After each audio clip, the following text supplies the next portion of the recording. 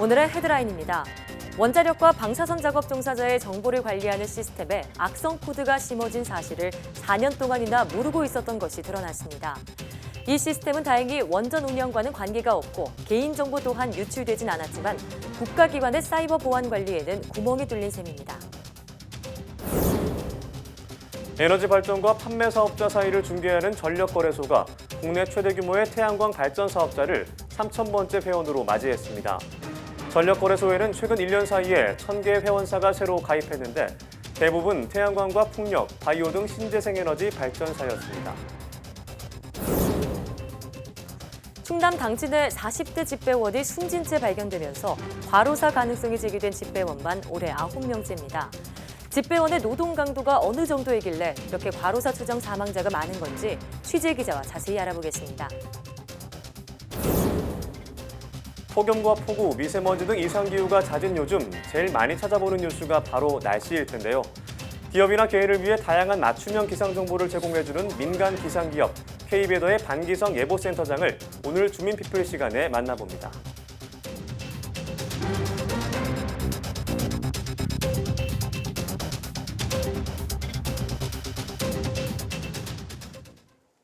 여러분 안녕하십니까? 사이언스 투데이입니다.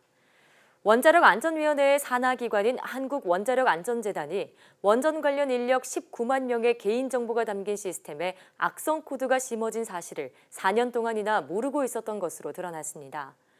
바른미래당 신용현 의원이 받은 자료를 보면 원자력안전재단은 지난달 1일 시스템 보안 진단 과정에서 방사선 작업 종사자 종합정보 시스템에 악성 코드가 있다는 사실을 확인하고 원안위와 국정원 국가사이버안전센터에 보고했습니다.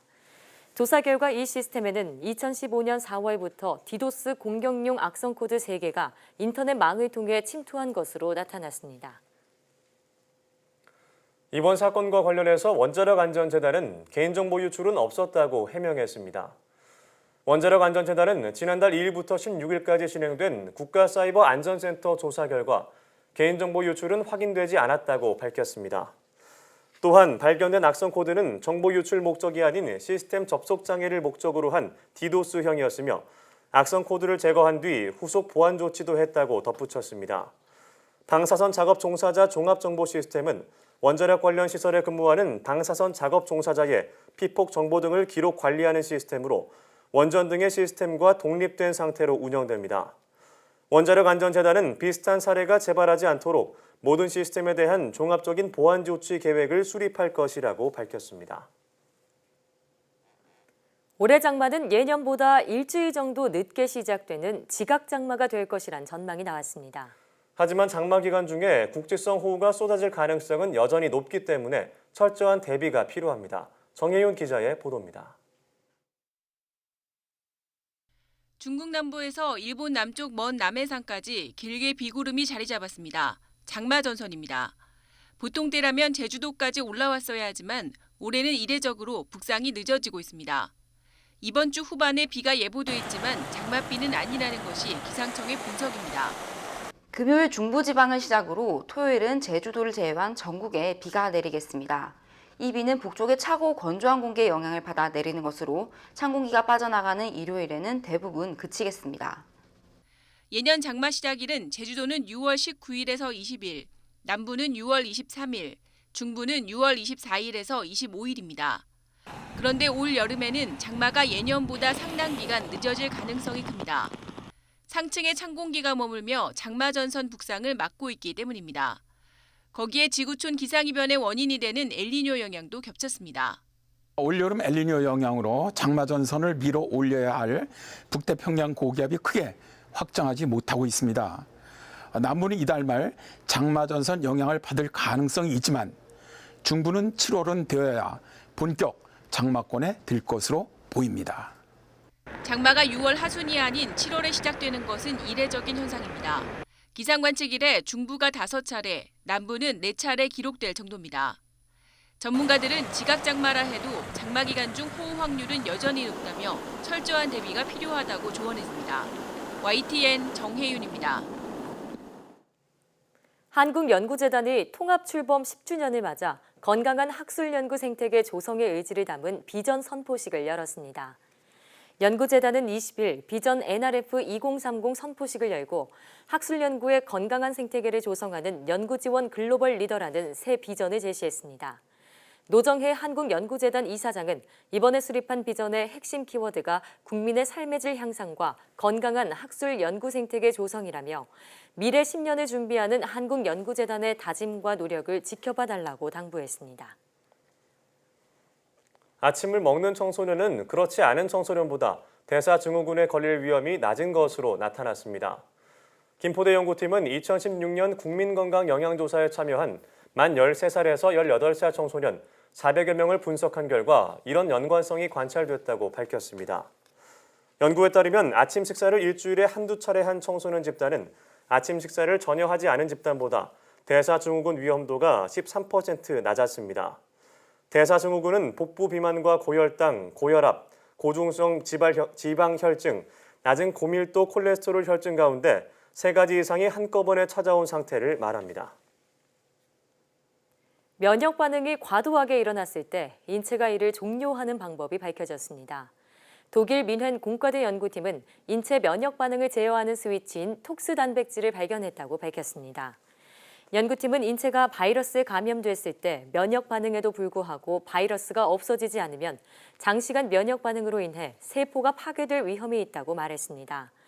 톡스 단백질은 면역 반응을 조절하는 유전자를 활성화해 면역세포 표면에 면역 억제 수용체가 생기도록 합니다. 그 결과 면역세포 기능이 점점 약화하거나 아예 종료되는 것으로 나타났습니다. 연구팀은 톡스 단백질을 제어하면 항암 치료에서 약해진 면역 반응을 되살리거나 과도한 면역 반응 때문에 생기는 자가 면역 질환을 치료할 수 있다고 설명했습니다. 정부가 친환경 에너지 정책을 표방하면서 태양광과 풍력 등 신재생 에너지 산업이 활성화하고 있습니다. 전력거래소가 국내 최대 규모의 태양광 발전 사업자를 3,000번째 회원으로 확보했습니다. 김범환 기자입니다. 인간 중심의 미래 스마트 도시 건설이 추진되고 있는 해남 구성지구입니다. 일조량이 만 킬로 이름난 이 일대에는 100메가와트급 태양광 발전소가 들어섭니다. 우리나라에서 가장 큰 규모입니다. 기존의 전통적인 발전원에서 공급된 전력이 아니고 신재생 에너지 100%로 구동될 수 있는 전력을 공급할 수 있는 그런 도시를 만들려고 하기 때문에 미래 스마트 시티 개발에 아주 중요한 시금석이 되고 있다라고 말씀드리겠습니다. 전라남도는 풍부한 일조량과 강한 바닷바람 등 천혜의 조건으로 전국 신재생에너지의 26.2%를 생산하고 있습니다. 신재생에너지 보급 확대는 물론 이런 신재생에너지 설비가 주민소득과 연계될 수 있도록 노력하고 있습니다. 정부가 친환경 에너지 정책으로 기조를 바꾸면서 발전과 판매업자 사이를 중개하는 전력 거래소가 바빠졌습니다. 요즘에는 이처럼 주차장이나 공장 지붕에서도 태양광 설비를 쉽게 볼 수가 있습니다. 그만큼 전력 생산에 문호가 열리고 국민 참여형으로 탈바꿈했기 때문입니다. 발전 사업자는 태양광을 중심으로 풍력과 폐기물, 바이오, 소수력 발전 등 다양한데 신재생 계통이 대부분을 차지합니다. 전력거래소가 2,000번째 회원을 확보한 지 불과 1년여 만에 3,000번째 회원을 맞이했습니다. 소규모 중개시장과 같은 전력 비즈니스 모델을 적극 개발을 해서 다양한 플레이어들이 전력 시장에 참여할 수 있는 그러한 생태계를 조성하도록 저희들이 할 수 있는 역할을 다하도록 하겠습니다. 전력거래소는 4차 산업혁명 등 환경 변화에 대응한 전력 시장을 구현하고 에너지 전환 비즈니스를 창출하는 데 힘쓸 예정입니다. YTN 김범환입니다.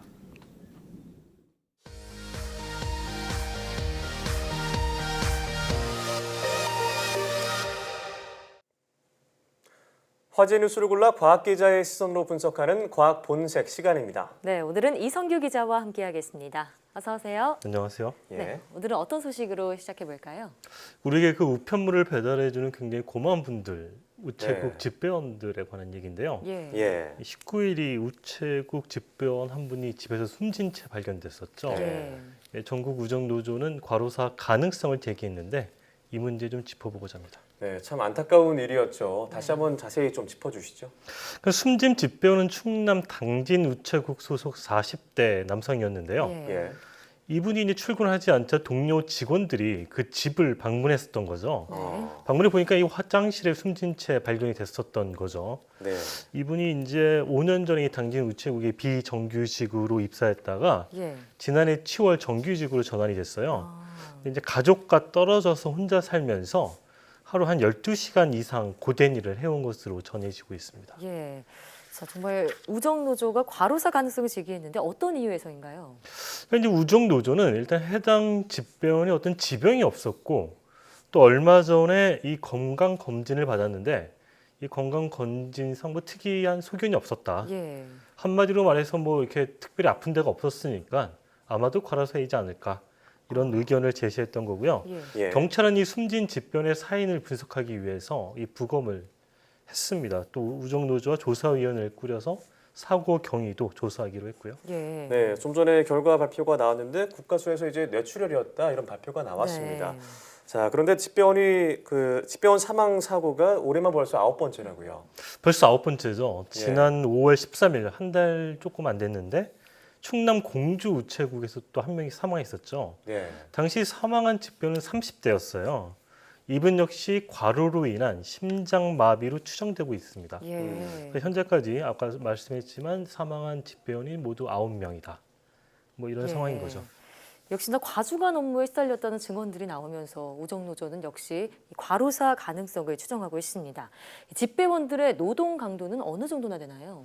이 집배원들이 워낙 노동 강도가 세다 이런 말들이 많이 나와서 이 집배원 네. 노동 조건 개선 계획 추진단이라는 게 있는데 이제 지난해 그 실태를 한번 발표했었죠. 네. 그래서 우리나라 집배원 2017년 기준인데 노동 시간이 2,745시간 정도 되는 걸로 나타났어요. 예. 이게 어느 정도 수준이냐면 한국 임금 노동자 평균보다 한 34% 더 많이 일하는 거고 OECD 평균보다는 한 절반 이상 56% 정도 네. 더 많이 일하는 거예요. 그러니까 심지어는 3,000시간이 넘게 근무하는 집배원도 13개 우체국에 한 1,400여 명 가까이 되는 걸로 조사가 됐었죠. 네, 이렇게 집배원의 노동 강도와 관련해서 몇 가지 문제가 있지만 그 중에 하나가 토요 근무에 관련된 건데 네. 좀 짚어주시죠. 이 토요 근무라는 게 말 그대로 토요일 날 일하는 거잖아요. 예. 이게 이제 뭐 지역별, 뭐 물량에 따라서 약간 좀 차이가 있긴 한데 네. 평균적으로 우리나라 집배원들은 월 1.3일꼴로 토요일 날 근무한다고 해요. 예. 이게 이제 대도시의 경우에는 그 위탁 택배 직원들이 이제 대신 해주기도 하는데 신도시가 생기면은 굉장히 인구가 몰리잖아요. 이런 위탁 택배만으로 그 일손이 딸려가지고 집배원들도 이렇게 뭐 격주식으로 근무를 한다고 하고 시골이나 농어촌 같은 경우에는 이 위탁 택배 직원을 구할 수가 없어서 네. 그냥 집배원들이 직접 배달하는 실정입니다. 예. 이 때문에 이 토요 근무 폐지에 대한 목소리도 높은데요. 이 집배원들의 과로사 가능성 어느 정도라고 볼 수 있을까요? 이 경찰 조사원의 부검을 통해서 이게 밝혀져야 할 건이실 텐데요. 최근 10년간 사망한 집배 노동자가 대략 한 166명 정도 돼요.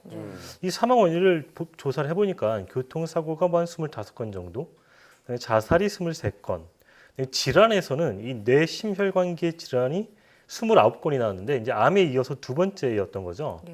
근데 이 업무 특성상 집배원은 뭐 먼지나 매연 뭐 이런 데 많이 노출이 되잖아요. 그렇죠. 네. 뭐 뇌혈관 질환이나 고혈압성, 뭐 심장병 질환도 일반 사무직 공무원보다 뭐 각각 1.23배, 뭐 2.36배 정도 더 높은 것으로 나타났었어요. 예. 근데 중요한 게 이 뇌심혈관계 질환인데 이 뇌심혈관계 질환이 과로사의 어떤 주요 원인이다 이렇게 꼽히고 있거든요. 네. 이 네. 전문가 설명 한번 들어보겠습니다. 50인 2시간 이상이면서 특정 직무 스트레스 갖고 있는 경우는 이제 과로사가 인정이 되는 기준이 작년 12월 말에 이제 개정이 되었고 그걸 고려한다면 우리 직원들은 대부분이 뇌심혈관계 질환이 생겼다고 한다면 업무적인 연관성이 있다라고 일단은 판단을 하고 있습니다. 네, 우정노조에서는 이제 과로사를 막기 위해서 인력 증원이 필요하다 이렇게 주장하고 있는데요. 우정사업본부 측은 어떤가요? 일단 이제 우정노조가 집배원의 그 완전한 뭐 주 5일제와 인력 증원을 위한 총파업을 예고했죠. 예.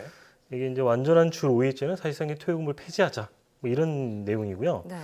24일 이제 쟁의회의 찬반 투표를 거쳐서 다음 달 9일 정면 총파업을 할 계획인 거죠. 이제 우정노조는. 네. 이와 관련해서 이제 우정사업본부는 특히 토요 배달은 최근 그 라이프 스타일, 그러니까 이제 맞벌이 부부가 많으니까 주로 네. 이분들이 주말에 이제 택배나 이런 걸 이용하는데 만약에 우정사업본부에서 이제 토요 배달 안 한다면 굉장히 불편이 클 것이다. 예. 네. 뭐 이런 입장인 거죠. 이 우정본부에 따르면은 토요 근무는 우리나라뿐만 아니라 미국과 일본, 프랑스 등도 실행하고 있다고 합니다. 그래서 뭐 토요 근무를 하게 되면은 주중에 하루 쉬는 뭐 이런 게 있다고는 하네요. 그렇군요. 자, 그렇다면 인력 증원 문제와 관련해서는 어떤 입장을 갖고 있던가요? 사실은 이제 그 우정 노조가 주장하는 게 인력을 늘려야 된다, 뭐 이런 게 예. 핵심인 네. 건데 우정사업본부의 입장에서는 이게 이제 재정 여건상 좀 힘들다. 돈이 필요하다. 네, 뭐 이제 그걸 이제 들여다 보면은 우체국 물량이 뭐 지속적으로 감소하고 있는 추세인데 예. 예. 인력비는 또 지속해서 늘고 있다는 거죠. 그러니까 결과적으로 재정이 악화될 수밖에 없다. 그래서 지난해에도 한 1,400억 정도 규모의 적자가 발생했는데 네. 올해도 한 2천억 정도 적자가 예상이 된다.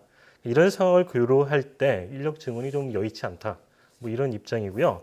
이렇기 때문에 지금 우정본부하고 그 우정노조하고는 이제 협상을 진행하고 있는 상황입니다. 네. 네, 총파업이 일어나기 전에 좀 협상이 원만하게 타결됐으면 좋겠습니다. 자, 다음은 어떤 소식인가요?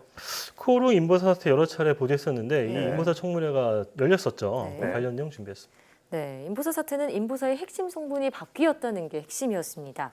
원래는 연골세포였어야 하는데 이게 연골세포가 아니라 종양을 일으킬 수도 있는 신장세포였다. 이게 바로 핵심이었죠. 그랬었죠. 핵심 내용을 잘 짚어줬는데요. 네. 이 식약처는 앞서 지난달 5월 28일이었죠. 이 성분이 바뀐 것으로 확인된 이 코오롱 인보사에 대한 품목 허가를 취소하겠다라고 발표를 했었죠. 네. 식약처의 이 같은 발표는 이제 코오롱 생본학이 그 제출한 자료하고 자체 실험 그리고 이제 코오롱 티슈진 미국 현지 실사 등을 해본 결과 예. 해야 되겠다 이렇게 결론이 나왔던 건데 당시 이제 식약처의 발표가 이게 최종 결정을 의미하는 건 아니었거든요. 네. 그러니까 발표를 할 예정이, 그러니까 허가를 취소할 예정이다. 뭐 이렇게 이해할 수가 있는 건데 예. 이게 한번 허가가 된 거를 취소하기 위해서는 청문과 이의 제기 등의 행정 절차가 필요해요. 네. 네. 이번 청문회는 바로 이런 행정 절차의 하나로 열게 된 거죠. 네. 그럼 이번 청문회 내용에는 어떤 것들이 오갔나요? 그러니까 이번 청문회에서는 뭐 당연히 식약처하고의 코오롱 생명과학 관계자 그리고 그다음에 관련 과학자, 뭐 학계 전문가 등이 참석을 했었는데 그러니까 이게 뭐 이걸 취소를 해야 되냐 마냐 이걸 결정하는 청문회인 거죠. 한 예. 1시간 반 정도 비공개로 진행이 됐어요. 이 청문회에서 이제 코오롱 측은 이 식약처의 품목 허가 취소 결정은 잘못됐다는 점을 예. 강력하게 주장을 했고 안정성이나 유효성에 문제가 없다는 기존 입장도 반복을 했습니다. 네. 이 청문위원장이 이 청문 내용을 정리를 해서 이제 식약처에 내면은 식약처장이 이제 최종 결정을 내리게 되는데요. 앞으로 한 일주일 정도 안에 결정이 날 예정이니까 취소 예. 여부도 일주일 안에 나올 것 같습니다. 예, 이 품목 허가 취소 여부와 함께 주목을 받고 있는 부분이 바로 코오롱 티슈진의 상장 폐지 여부입니다. 이 문제는 어떻게 진행이 되고 있죠? 코오롱 티슈즈는 이 인보사를 직접 개발한 회사죠. 미국에 네. 있는 회사인데 이 한국 거래소가 이제 코오롱 티슈즌 이 상장 폐지와 관련해서 조사 시한을 연장하겠다고 발표를 했어요. 이 코오롱 티슈즌의 실질 심사 대상 여부 결정을 위한 추가 조사가 필요하다. 예. 뭐 이런 이유 때문인 건데요. 거래소는 다음 달 10일까지 코오롱 티슈즌의 실질 심사 여부를 결정할 예정이고 만약 네. 실질 심사 대상으로 이게 확정이 된다면은 코오롱 티슈진이 이제 관리 종목이 될 수가 있고요. 그렇게 되면 그 이후에 상장 폐지의 절차로 갈 수가 있는 거죠. 네. 네. 지금 거래소가 이걸 약간 좀 미뤘던 거는 사실은 이 청문 결과를 기다리는 측면도 있거든요. 그래서 어떤 이 인보사 허가 취소나 코오롱 티슈의 상폐 여부는 결국 그 식약처가 어떤 결정을 내릴지에 따라서 크게 좌우될 것으로 보입니다. 예, 말씀하신 대로 뭐 식약처의 청문 결과 발표가 한국거래소 결정과 연결될 것 같은데 앞으로 좀 지켜봐야겠습니다. 오늘 말씀 고맙습니다.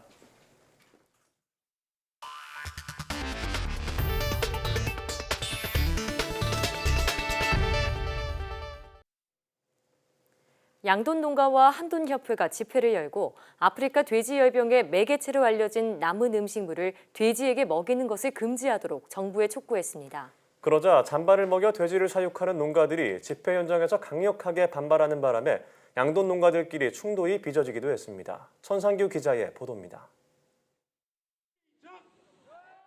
전면 금지 법제화 조속히 시행하라! 시행하라! 시행하라! 전국에서 돼지를 키우는 양돈 농가와 한돈협회 관계자들이 세종시 환경부 청사 앞에 모였습니다.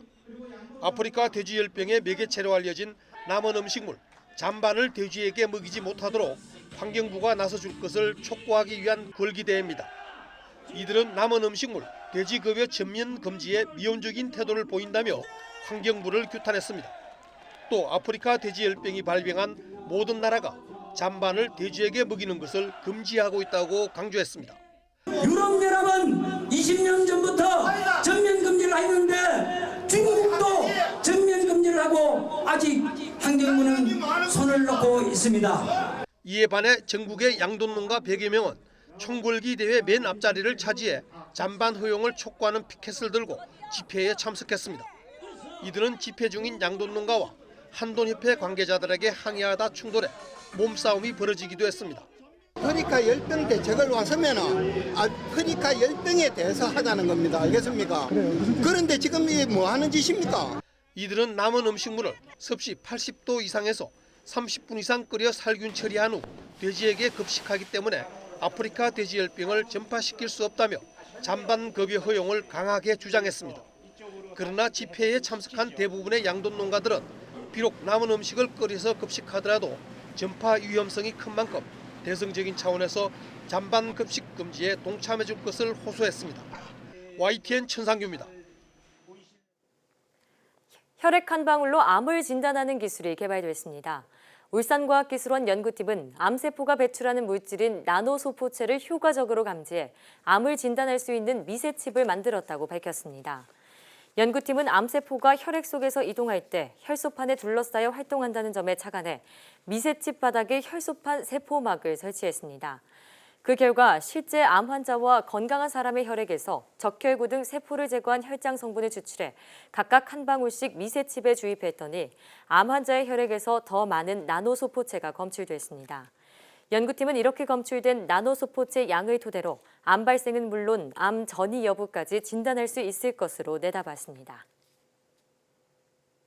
과학기술을 활용해 디지털 성범죄 피해를 예방하기 위한 아이디어를 발굴하는 행사가 열렸습니다.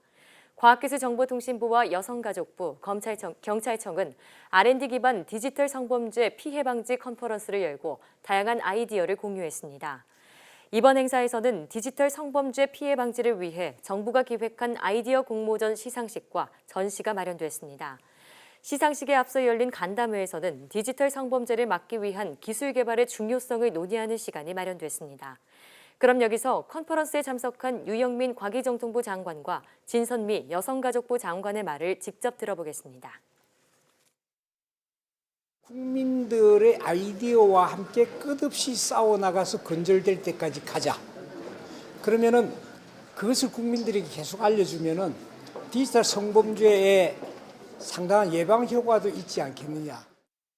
디지털 성범죄라는 게 결국 발달된 기술을 통해서 만들어진 새로운 범죄 유형이기 때문에 저희가 오히려 그런 부분들을 근절할 수 있으려면 과학기술의 도움을 받아야 된다 이런 생각을 하게 됐고요. 우리나라의 농업 연구가 본격적으로 시작된 지 올해로 50년이 됐습니다. 그동안 우리의 농업과학기술은 세계 5위 수준으로 향상했는데 이런 성과를 한눈에 볼 수 있는 농업기술 박람회가 열리고 있습니다. 김학무 기자의 보도입니다. 서로 다른 채소 2개의 순을 접목하는 기계가 바삐 움직입니다. 호박의 튼튼한 뿌리와 열매가 잘 열리는 오이에 윗줄기를 붙이는 로봇으로 손으로 할 때보다 능률이 수백 배 더 오르고 성공률도 훨씬 높습니다. 뿌리가 튼튼한 대목과 열매가 맛있는 접수를 접목을 통해서 맛있는 채소를 생산할 수가 있고요. 그다음에 인력을 획기적으로 절감시킬 수 있습니다. 농촌 인구의 고령화에 따라 필요한 게 농기계 개발. 새로 개발한 농기계를 시뮬레이터를 통해 연습할 수 있는 장치도 선보였습니다. 세계 시장을 석권하고 있는 국산 접목 선인장과 장미, 국화 등의 새 품종도 눈길을 끕니다. 다른 부스에서는 학생들이 쌀 찰흙으로 예쁜 작품을 만드는 체험이 한창입니다. 굳지 않는 쌀이라 먹을 수도 있어 인기입니다. 먹을 수 있는 쌀이라는 게 신기하고 만드는 것도 재밌고 만들어서 먹을 수 있는 게 참 좋은 것 같아요. 지난 50년간 국내 연구진이 개발한 농업 연구의 성과를 보여주는 농업기술 박람회에 관람객의 발길이 이어집니다. 조직의 교육 훈련을 강화해서 역량을 강화시킨 게 하나 있고요. 실용화 재단에서 그에게 나오는 기술들을 다 정리해서 실용화에 가능성이 있는 기술들 우선순위를 마련해서 전국적으로 확산시키고 세계 1위인 벼와 인삼의 육종 기술과 10년 만에 세계 최고 수준으로 성장한 스마트팜 기술 등을 볼 수 있는 농업기술 박람회는 이번 주말까지 계속됩니다. YTN 김학무입니다.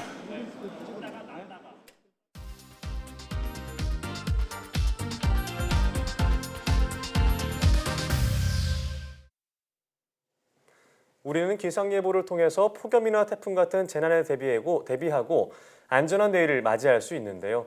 그만큼 기상예보는 삶과 밀접하게 연결되어 있습니다. 네, 그래서 오늘 주민피플에서는 민간 기상기업 K웨더 반기성 예보센터장과 함께 이야기 나눠보겠습니다.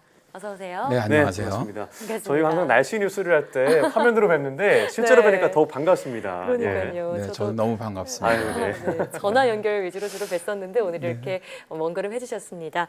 자, 현재 민간기업에서 예보센터장을 맡고 계시는데요. 제가 어렸을 때만 해도 우리나라는 온대기후에 사계절이 뚜렷하다 네. 이렇게 배웠거든요.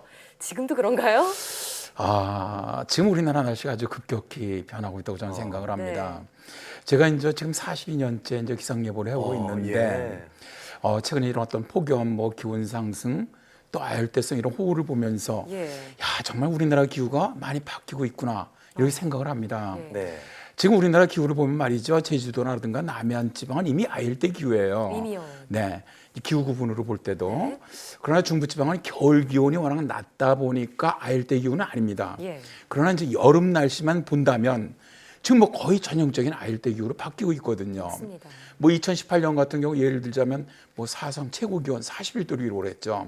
또 초열대가 6일 동안 나타났고 폭염의 평균 발생일수가 31.5일로 관측 사상 가장 많았고요. 또 열대야 발생일수도 17.7일로 이것도 가장 많았죠. 또 이게 이제 문제가 기온뿐만 아니고 아주 짧은 시간에 비가 왕창 내리는 그런 집중호우가 많아지고 있다는 거예요. 지금 보면 20년 전보다 2배 이상의 집중도를 보이는데 비가 이게 짧은 시간에 많은 양의 비가 내릴 때 침수가 되거나 범람이 있거나 산세대가 발생하거든요. 그래서 이제 우리나라 날씨가 폭염이라든가 이런 비의 집중도, 그러니까 호우죠, 이런 것들이 어떻게 보면 재난 이런 걸 갖다가 점점 더 많이 불러오는 날씨로 변해가고 있다. 그렇게 생각하고 있습니다. 네, 정말 말씀하신 대로 40년 이상 우리나라 날씨와 가장 밀접하게 가까이 계셨던 분이라 그런지 우리나라의 변화를 느끼시는 것 같은데요. 자, 센터장님의 하루 일과가 어떤지 궁금해요. 조금 빨리 시작합니다. 몇 시인가요? 그래요? 저 같은 경우는 새벽 4시 반이면 시작을 하는데요. 일단 그때 예보팀으로부터 이제 그날에 예보를 낼 수 있는 PPT 자료, 그게 한 240페이지 분량 정도가 됩니다. 그걸 일단 보내준 거를 쭉 확인을 하고요. 그다음에 이제 그 외에 제가 또 보는 자료도 있고 기상에 관한 팀들 여러 가지 자료를 갖다 분석을 합니다. 저희 K웨더 같은 경우 7명으로 예보팀이 이루어져 있는데 그들이 이제 자료를 분석하고 또 그들이 이제 나름대로 판단하는 자료가 있지 않습니까? 그런 거를 이제 디스커션을 합니다. 토론을 하고 다시 분석을 하고 그런 과정을 거쳐서 결국 이제 최종 판단은 제가 하게 되죠. 실제로 이제 매일 새벽마다 거의 자료를 수만 가지 정도 봅니다. 또 이제 서로 다른 예보관들 그런 주장을 바탕으로 이제 의사 결정을 해야 하는 것이 어떻게 보면 이제 제 역할이기도 하죠. 그래서 이제 제가 생산하는 예보는 일주일 내에 보통 하는 단기예보, 중기예보서부터 6개월에서 한 1년 정도까지 장기예보, 최근에 와서 이제 미세먼지 예보, 또 자연재난 예보 이런 것들을 담당하고 있습니다. 이렇게 노고를 하고 계신지는 몰랐네요. 네, 지금 이렇게 기상 예보를 하는 곳이 기상청도 있고요. 또 공군기상단의 K웨더까지 3곳이라고 알고 있는데요. 각각의 차이점은 어떻게 되나요?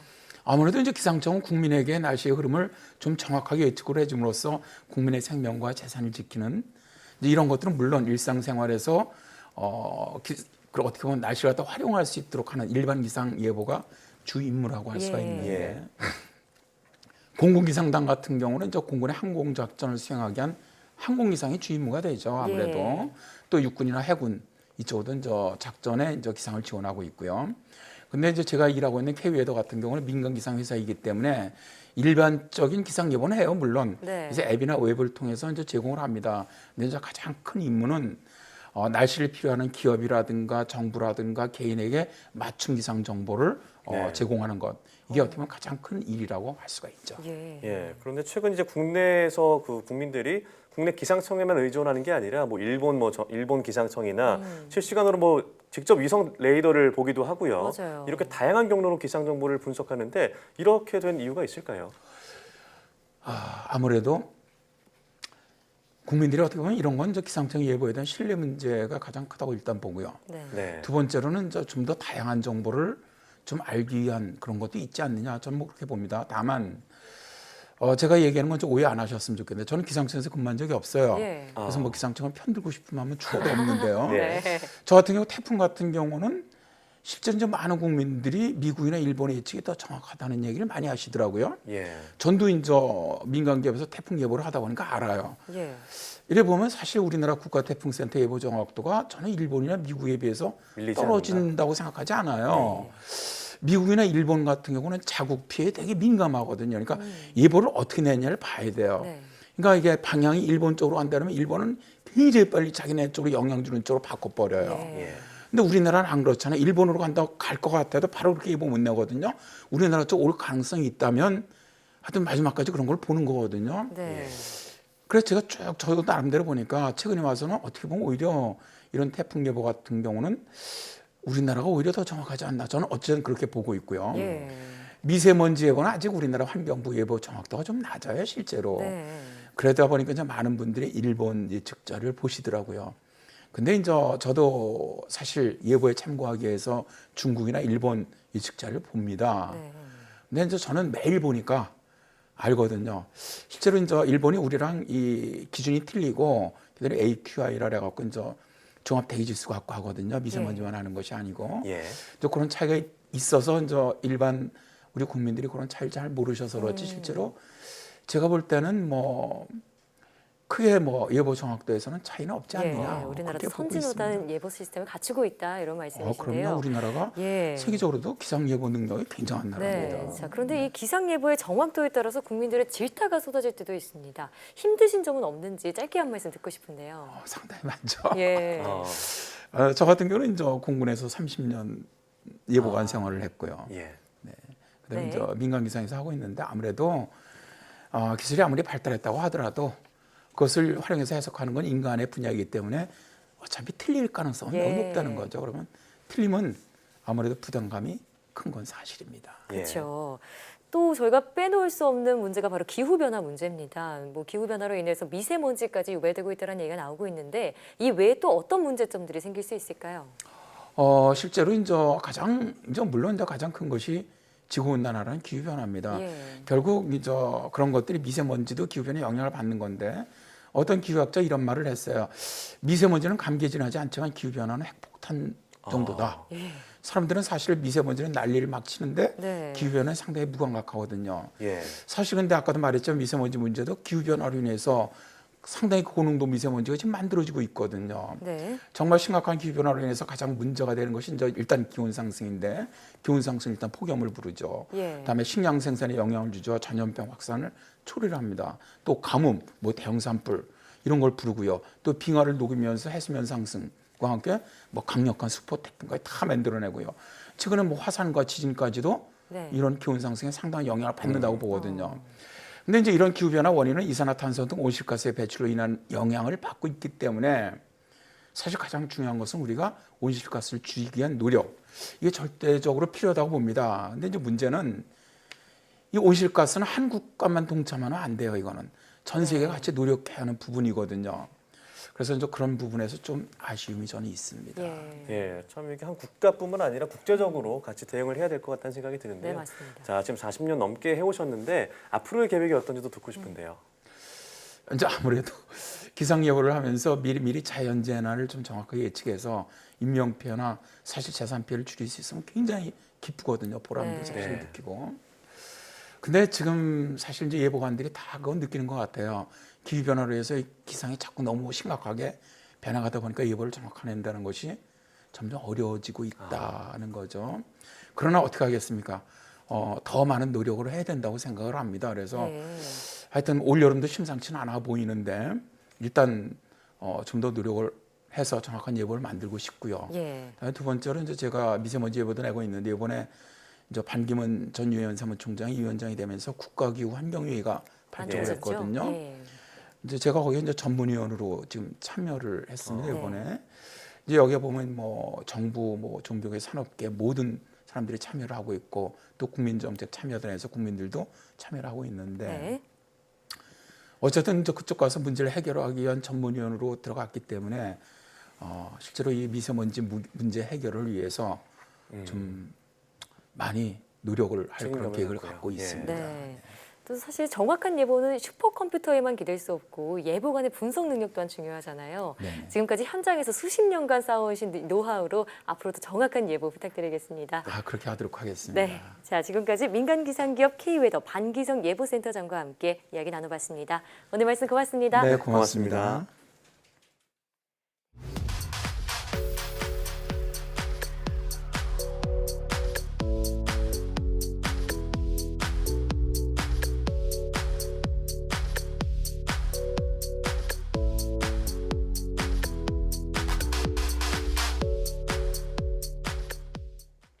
ICT 기술 발달로 편지와 엽서 등 우편 물량이 줄어들면서 우편 사업의 적자가 계속되고 있습니다.